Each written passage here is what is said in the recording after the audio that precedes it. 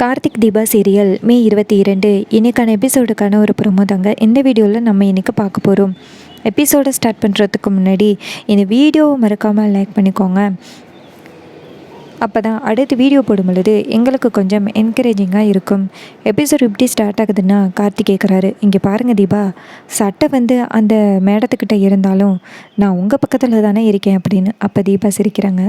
அப்போ தீபா சொல்கிறேங்க, சார் இந்த சட்ட விஷயத்தில் வீட்டில் உள்ள இம்பார்ட்டண்ட் விஷயத்த மறந்துட்டேன். இன்றைக்கி வீட்டோட சாமி ரூமில் பாம்பு இருந்துச்சு அப்படின்னு. இதை கேட்டுட்டு கார்த்தி, எப்படி தீபா வீட்டு வந்துச்சு அப்படின்னு கேட்குறாரு. அப்போ தீபா சொல்கிறாங்க, அதான் சார் எனக்கும் தெரியல, அந்த பாம்பை பார்த்ததோட அத்தை ரொம்ப பயந்துட்டாங்க. உடனே ஜோசியக்காரரை வர வச்சுட்டு அவர்கிட்ட விஷயத்தை கேட்டப்போ அப்போ அவர் என்ன சொன்னார் தெரியுமா, வீட்டில் ஒரு வாரத்துக்கு நல்லது கெட்டது நடக்கக்கூடாதுன்னு சொல்லிட்டாரு அப்படின்னு. இதை கேட்டுட்டு கார்த்தி சொல்கிறாரு, அம்மா என்ன சொன்னாங்க அப்படின்னு. அப்போ தீபா சொல்கிறாங்க, இல்லை சார், நம்மளுடைய வெட்டிங் ஆனிவர்சரி கண்டிப்பாக நடக்கணும் அப்படின்னு அத்தை பிடிவாதமாக இருக்காங்க. அந்த ரியா இருக்கால்ல, அதான் அந்த ஜோசியக்காரர் சொல்லிட்டு போனாரே, அப்புறம் என்ன இந்த ஃபங்க்ஷனை நடத்தாதீங்க அப்படின்னு சொன்னான். அத்தை ரொம்ப கோவப்பட்டு கண்டிப்பாக அசோக் நகரில் இருக்க இந்த ஃபங்க்ஷன் நடந்தே ஆகணும், இந்த வீட்டில் தானே நடக்கக்கூடாதுன்னு சொன்னாங்க, அந்த வீட்டில் நடக்கிறதுல எந்த தப்பும் இல்லை அப்படின்னு சொல்கிறாங்க. இதை கேட்டுட்டு கார்த்தி சொல்கிறாரு, ஆமாம் தீபா, நல்லது கெட்டது அப்படிங்கிறது ஒரு வீட்டில் நடந்துக்கிட்டே தான் இருக்கும். அதுக்குன்ட்டு நம்ம செய்ய போகிற விஷயங்களை மாற்றி மாற்றி வச்சுக்கிட்டே இருக்க முடியுமா? அம்மா சொன்னதும் கரெக்டு தான், இந்த ஃபங்க்ஷன் நடக்கட்டும் அப்படின்னு சொல்கிறாங்க. இதை கேட்டுட்டு தீபாவும், ஆமாம் சார், எல்லாருமே இன்னுமே என்னை மருமகளாக அத்தை ஏற்றுக்கலன்னு நினச்சிக்கிட்டு இருக்காங்களாம். அவங்களுக்கு என்ன தப்பு அப்படிங்கிறத நிரூபிக்கிறதுக்காக தான் அத்தை இப்படி பண்ணுறாங்க அப்படின்னு. இதை கேட்டுட்டு கார்த்தியும், சரிதான் தீபா, நம்ம 2 பேருக்கும் அந்த மாதிரிலாம் கல்யாணம் நடந்துச்சு, அதனால தான் அம்மா இப்படிப்பட்ட ஒரு முடிவு எடுத்திருக்காங்கன்னு நினைக்கிறேன் அப்படிங்கிறாங்க. இது கேட்டுட்டு தீபாவும் ஆமாம் சார் அப்படின்னு சொல்கிறாங்க. அதுக்கப்புறம் கார்த்திக் கேட்குறாரு, சரி வெட்டிங் ஆனிவர்சரி வருது, எனக்கு என்ன தீபா கிஃப்ட் வாங்கி வச்சுருக்கீங்க அப்படின்னு. அப்போ தீபா சொல்கிறாங்க, சார் அதை பற்றியெல்லாம் இப்போ பேசக்கூடாது, வெட்டிங் ஆனிவர்சரி அன்னைக்கு நான் உங்களுக்கு ஒரு கிஃப்ட்டு கொடுப்பேன், அதை வாங்கிக்கோங்க அப்படின்னு. இதை கேட்டுட்டு நம்ம கார்த்தியும் சரி தீபா அப்படின்னு சொல்கிறாங்க. அப்புறமா தீபா நேராக அவங்க ரூமுக்கு போகிறாங்க. அப்போ ரம்யாவும் அப்போ மீனாட்சியும் மைதிலியும் வராங்க. வந்துட்டு மீனாட்சி கேட்குறாங்க, தீபா உன் ஹஸ்பண்டுக்கு என்ன கிஃப்ட் வாங்கி வச்சுருக்க அப்படின்னு. அப்போ தீபா சொல்கிறாங்க, கிஃப்டெல்லாம் ஒன்றும் இன்னும் சூஸ் பண்ணலாக்கா அப்படின்னு.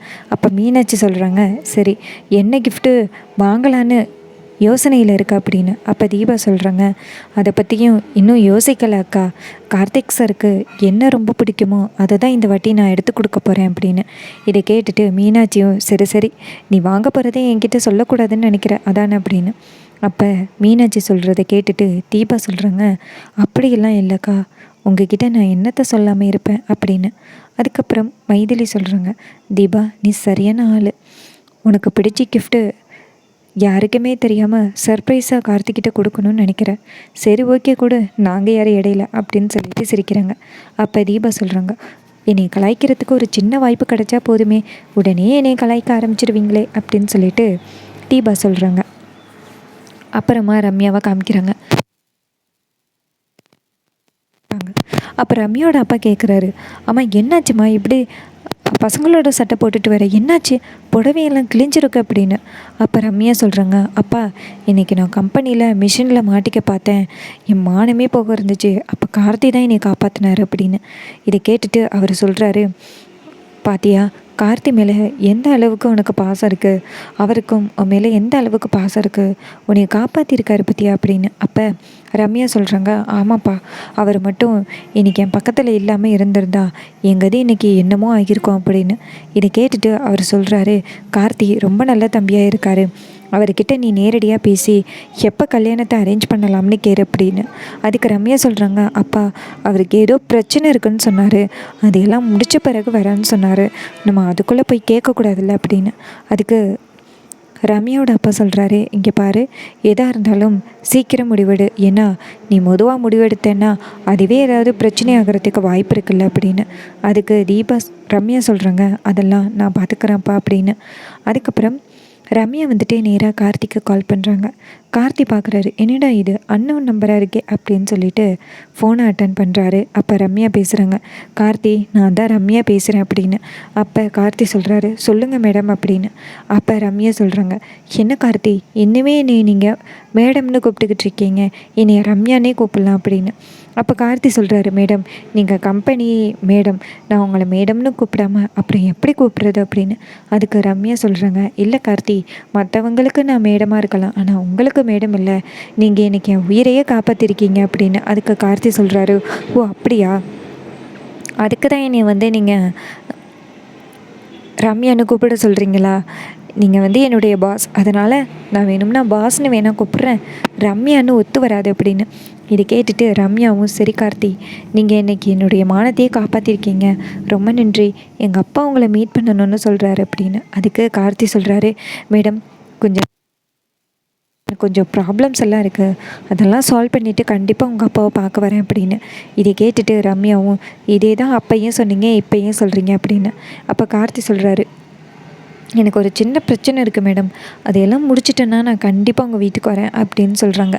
இதை கேட்டுட்டு ரம்யாவும், சரிங்க கார்த்தி அப்படின்னு சொல்லிட்டு நேராக அவங்க அப்பாட்ட கொடுக்குறாங்க. அவங்க அப்பா சொல்கிறாரு, கார்த்தி இன்றைக்கி என் பொண்ணோட மானத்தையே காப்பாற்றிருக்கீங்க, ரொம்ப நன்றி அப்படின்னு. அப்போ கார்த்தி சொல்கிறாரு, மாற்றி மாற்றி என்கிட்ட நன்றி சொல்லிக்கிட்டே இருக்கீங்களே அப்படின்னு. அதுக்கப்புறமா கார்த்தி கொஞ்சம் நேரம் அவங்கக்கிட்ட பேசிட்டு ஃபோனை கட் பண்ணுறாங்க. அப்போ நம்ம தீபாவதி கேட்குறாங்க, யார் சார் அப்படின்னு. அப்போ கார்த்தி சொல்கிறாரு, ரம்யா மேடம் தான் கால் பண்ணாங்க, ரம்யாவோட அப்பா எனக்கு நன்றி சொன்னார் அப்படின்னு. அதுக்கு தீபா கேட்குறாங்க, சார் உங்களுக்கு எதுக்கு சார் அடிக்கடி கால் பண்ணணும் அப்படின்னு. அப்போ கார்த்தி சொல்கிறாரு, தீபா ஒரு பொண்ணோட மானத்தை காப்பாற்றிருக்கேன், அப்படி இருக்கையில் அவங்க எனக்கு நன்றி தானே சொல்லுவாங்க, இதில் என்ன இருக்குது தீபா அப்படின்னு. அப்போ தீபா சொல்கிறாங்க, எனக்கு என்னமோ அந்த ரம்யாவை சுத்தமாக பிடிக்கலை சார் அப்படின்னு. இதை கேட்டுட்டு கார்த்தியும், சரி தீபா கோவப்படாதீங்க, இதுக்கப்புறம் நான் கால் பண்ணால் அட்டன் பண்ண மாட்டேன் அப்படின்னு. உடனே தீபாவும் சரி அப்படிங்கிறாங்க. அதுக்கப்புறமா அபிராமியை காமிக்கிறாங்க. அபிராமி இன்னொரு வீட்டுக்கு போகிறாங்க. எல்லாருமே போயிட்டு அங்கே பால் காய்ச்சுறாங்க. பால் காய்ச்சின பிறகு எல்லாருமே சோஃபாவில் உட்காடுறாங்க. அப்போ அபிராமி நேராக தீபாவை பார்த்து, தீபா என்ன கிஃப்ட் வாங்கியிருக்க உன் புருஷனுக்கு அப்படின்னு. அப்போ தீபா சொல்கிறாங்க, அத்தை இன்னும் நான் செலக்ட் பண்ணலை அப்படின்னு. அடுத்ததாக கார்த்தியை பார்த்து கேட்குறாங்க, கார்த்தி நீ என்ன கிஃப்ட் செலக்ட் பண்ணியிருக்க உன் ஒய்ஃபுக்கு அப்படின்னு. அப்போ கார்த்தி சொல்கிறாரு, அம்மா நானும் இன்னும் செலக்ட் பண்ணலாமா அப்படின்னு.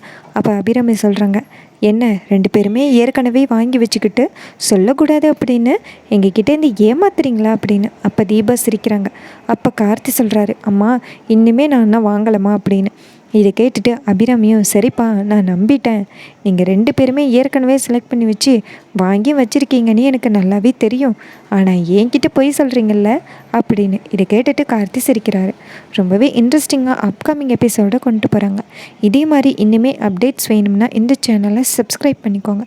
இது வரைக்கும் இந்த வீடியோவை பார்த்த உங்கள் எல்லாருக்குமே ரொம்ப நன்றி. அடுத்த வீடியோவில் பார்க்கலாம்.